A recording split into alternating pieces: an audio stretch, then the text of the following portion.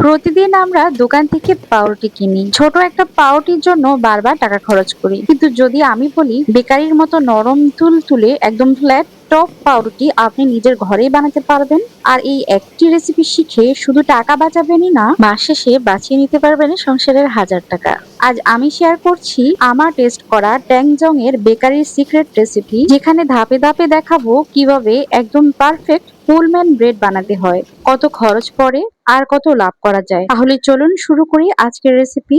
প্রথমে ট্যাংজং এর কাইটা রেডি করে নিচ্ছি। এখানে 100 গ্রাম বা 100 মিলি দিয়েছি পানি, আর 20 গ্রাম দিয়েছি ময়দা। 2.5 টেবিল চামচ, টেবিল চামচের মাপে ময়দা নিয়েছি। তো এটা ভালো মতো নাড়িয়ে, কোনো গুটলি যেন না পাকে, খুব দ্রুত নাড়িয়ে এরপর এরকম একটা কাই করে নিতে হবে, আর কাইটা নামিয়ে ঠান্ডা করে নিতে হবে একদম। পারলে নরমাল ফ্রিজে ঠান্ডা করার জন্য রেখে দেবেন, তাহলে দ্রুত ঠান্ডা হয়ে যাবে। এখন একটা মিক্সিং বোলের মধ্যে আমি শুকনো উপকরণগুলো নিয়ে নিচ্ছি। এখানে 450 গ্রাম, কাপের মাপে 3 কাপ ময়দা, আর সে সাথে চিনি দিয়ে দিচ্ছি 50 গ্রাম বা 4 টেবিল চামচ চিনি, 20 গ্রাম বা 2 টেবিল চামচ গুঁড়া দুধ, ইস্ট দিয়ে দিচ্ছি 5 গ্রাম বা 1.5 চা চামচ, দিয়ে খুব ভালো করে মিশিয়ে নিয়েছি। এখানে কি পাউরুটির ডো এর মধ্যে বা পাউরুটি বেক করার পর ইস্টের গন্ধ পান খাওয়ার সময়, তারা এখানে অবশ্যই ভ্যানিলা পাউডার অথবা যে কোনো এসেন্স ব্যবহার করে নেবেন। বেকারির পাউরুটির মধ্যেও দেখবেন যে একটা সুন্দর ঘ্রাণ পাওয়া যায়, তো এটা এই ফ্লেভারের জন্য হয়ে থাকে। এখানে 190 গ্রাম ঠান্ডা দুধ নিয়েছি এবং সে সাথে একটা বড় সাইজের ডিম দিয়েছি। আর একটু আগে যে ট্যাংজং এর খামিরটা রেডি করেছিলাম সিদ্ধ করা, সেটা আমি দিয়ে দিয়েছি, ঠান্ডা অবস্থায় দিয়েছি। আর দিয়ে খুব ভালো করে মিশিয়ে নিয়েছি। এখানে অবশ্যই ঠান্ডা দুধটাই ব্যবহার করবেন পাউরুটিটা তৈরিতে। এতে করে খুব ভালো গ্লুটেন ডেভেলপ করবে। প্রয়োজনে বরফ করে নিতে পারেন দুধটা, এতে করে আরো ভালো রেজাল্ট পাবেন। তো এখানে আমি শুকনো উপকরণের মাঝে এই তরল উপকরণটা সম্পূর্ণটাই দিয়ে দিয়েছি ধাপে ধাপে। আর দিয়ে আমি এটা একটা সুন্দর সফট খামি রেডি করে নিচ্ছি। এই খামিটা হাতে লেগে যাবে না, তবে আহ একদম নরম হবে। সবার শেষে আমি লবণ দিচ্ছি। বেকারির ডো তৈরি করার সময় অবশ্যই লবণটা সবার শেষে দেওয়ার চেষ্টা করবেন। তো লবণ দিয়েছি আমি এখানে 5 গ্রাম।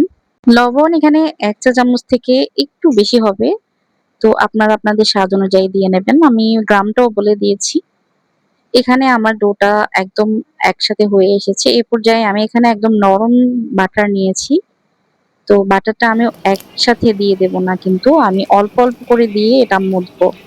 তো আপনাদের হাতের কাছে যদি মেশিন থাকে, মেশিন দিয়ে এটা খুব সহজেই করে নিতে পারবেন। 10 থেকে 12 মিনিট সময় লাগবে, আর হাতে করলে 20 থেকে 25 মিনিট সময় লেগে যাবে এই ডোটা মথতে। এই ডোটা অবশ্যই খুব ভালো করে মথতে হবে। ডো যদি ভালো করে মথা না হয়, তাহলে পাউরুটি কোনোভাবেই সফট হবে না, পারফেক্ট হবে না। এটার মধ্যে গ্লুটেন ডেভেলপ করতে হলে অবশ্যই এটা সময় নিয়ে খুব মথে নিতে হবে। এখানে আমার 2.5 টেবিল চামচ বা 35 গ্রামের মতো বাটার লেগেছে। এটা আনসল্টেড বাটার। তো আমি এখন আপনাদের একটু কাছ থেকে দেখাচ্ছি যে এটা দেখেন একদম পর্দার মতো এরকম পাতলা হবে। মানে এটা এরকম পাতলা যখন হয়ে যাবে, এরকম টান দিলে যখন ছিঁড়ে যাবে না, পর্দার মতো দেখাবে, পাতলা আবরণ সৃষ্টি হয়েছে, তখন বুঝতে হবে এটার মধ্যে গ্লুটেন ডেভেলপ হয়েছে। তো আমি এখানে এখন খুব ভালো করে ডোটা বেলে নেব। উপরে এবং নিচে ময়দা ছিটিয়ে দিয়েছি। এটা আমি বেলে একদম পাতলা করে নেব যতটুকু সম্ভব হয়। তো এটা পাতলা করে আমি বেলে নিয়েছি। এখন আমি এটা ফোল্ড করে নিচ্ছি। এভাবে ফোল্ড করে নিলে দুবার করে, তাহলে পাউরুটিটার মধ্যে লেয়ার হবে।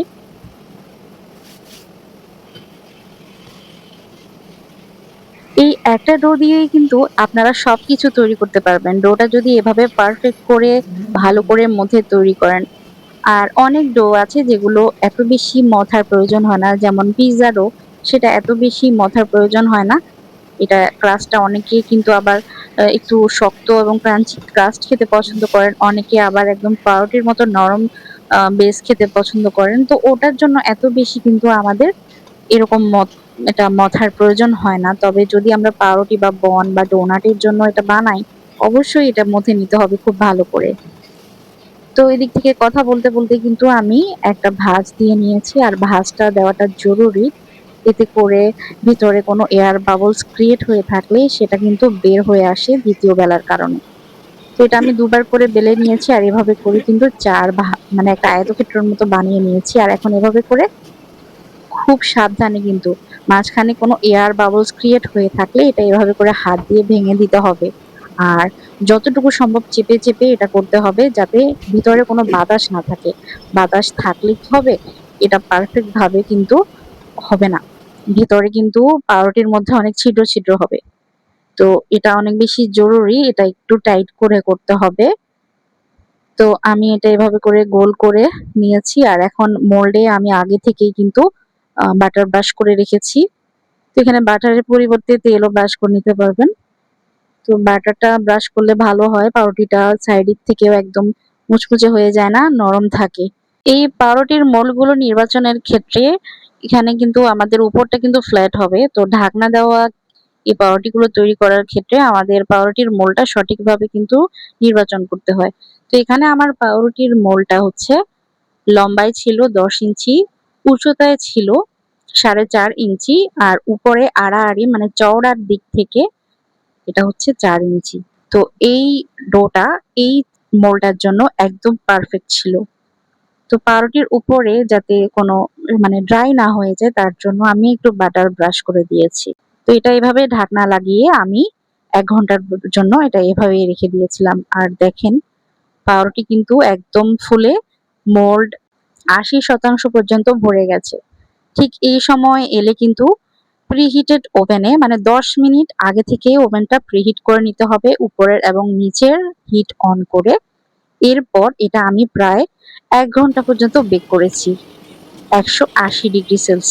সবার ইলেকট্রিক ওভেনের তাপটা কিন্তু সমান হয় না। কারো ইলেকট্রিক ওভেন বড় হয় বা ছোট হয়। তো যার, যার নির্দিষ্ট একটা মানে মাপ আছে, সময় আছে যে কতটুকু সময় লাগতে পারে একটা নির্দিষ্ট ধারণা হয়ে যায় কিন্তু। তো আপনাদেরও কিন্তু সেই ধারণাটা হতে হবে। ১ টা ২ টা বেক করতে হবে তাহলেই বুঝতে পারবেন। এই যে দেখেন ১ ঘন্টার মধ্যেই কিন্তু আমার মাশাআল্লাহ পাউরুটিটা একদম সুন্দর করে বেক হয়ে গেছে। এটা চারপাশ থেকে সুন্দর কালার এসেছে। আর এটা কিন্তু গরম, গরম এভাবে কাটা যাবে না। এটা অবশ্যই ঠান্ডা করতে হবে ২ ঘন্টা। এভাবেই র‍্যাকের উপর রেখে দিতে হবে যাতে ঠান্ডা হয়ে যায় খোলা অবস্থায়। ওভেন থেকে বের করেই এটা ঢাকনা খুলতে যাবেন না। তাহলে কিন্তু অনেক সময় ঢাকনা আটকে থাকে উপরে। জিনিসটা নষ্ট হয়ে যাওয়ার সম্ভাবনা থাকে। তাই ৫ মিনিট অপেক্ষা করবেন। ৫ মিনিট পর এটা এই বক্সের ঢাকনাটা একটু চারপাশ থেকে একটু বাড়ি দেবেন, তারপর খুলবেন। তাহলে দেখবেন যে খুব সুন্দরভাবে বের হয়ে গেছে। এই যে দেখেন এটা আমি ঠান্ডা হওয়ার পর কেটে শেয়ার করছি যে দেখেন কতটা সফট হয়ে যায় আর কতটা পাতলা। একদম পারফেক্ট একটা পাউরুটি। ঘরেই যদি বেকারির মতো এরকম নরম তুলতুলে পাউরুটি বানানো যায় তাহলে আর বাইরে থেকে কেনার কি প্রয়োজন? এই পাউরুটিটা আমার বাইরে থেকে কিনতে গেলে কিন্তু আমার ১০০ থেকে ১৫০ টাকা খরচ হয়ে যেত। কিন্তু আমাদের ঘরে তো ময়দা, তারপরে হচ্ছে দুধ, চিনি সবকিছুই থাকে। যদি ঘরের উপকরণ দিয়ে এরকম একটা পাউরুটি ঘরে বানিয়ে নিতে পারেন, তাহলে আর বাইরে থেকে অস্বাস্থ্যকর খাবার কিনে খাওয়ার কি প্রয়োজন? ঘরের খাবার খাইয়ে পরিবারকে রাখুন সুস্থ আর বাঁচিয়ে নিন হাজার টাকা। আজকের মতো এখানেই বিদায় নিচ্ছি। আল্লাহ হাফিজ। আসসালামু আলাইকুম।